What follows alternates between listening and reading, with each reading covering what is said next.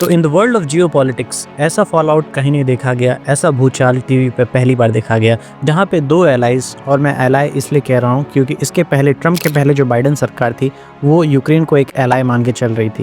यहाँ पे Ukrainian president Zelensky और ट्रम्प के बीच में जो बातें हुई और प्लस जो वाइस प्रेसिडेंट है वहाँ के जेडी वैंस, इनके बीच में जो हीटेड आर्गुमेंट हुआ, ऐसा टीवी के इतिहास में न कभी देखा गया और न कभी हुआ है। आइए जानते हैं पूरी बात क्या है।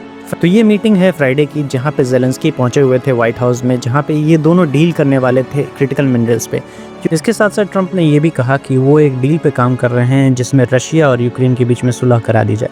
लेकिन इस बात को सुनकर जेलेंस्की ने उनसे कहा कि हमें भी सिक्योरिटी गारंटी चाहिए कि फ्यूचर में ऐसा कभी ना हो कि रशिया उन पर एग्रेशन कर सके। लेकिन जिस डील की बात ट्रंप कर रहे हैं उसमें ऐसी कोई बात नहीं है कि सिक्योरिटी मिलेगी यूक्रेन को, और ऐसे कोई भी टर्म्स एंड कंडीशंस नहीं रखे गए हैं रशिया के सामने। तो इन्हीं डिसएग्रीमेंट की वजह से बातें आगे बढ़ जाती हैं। ट्रंप का तो ये भी कहना है कि जेलेंस्की वर्ल्ड वॉर 3 के लिए वाउच कर रहे हैं।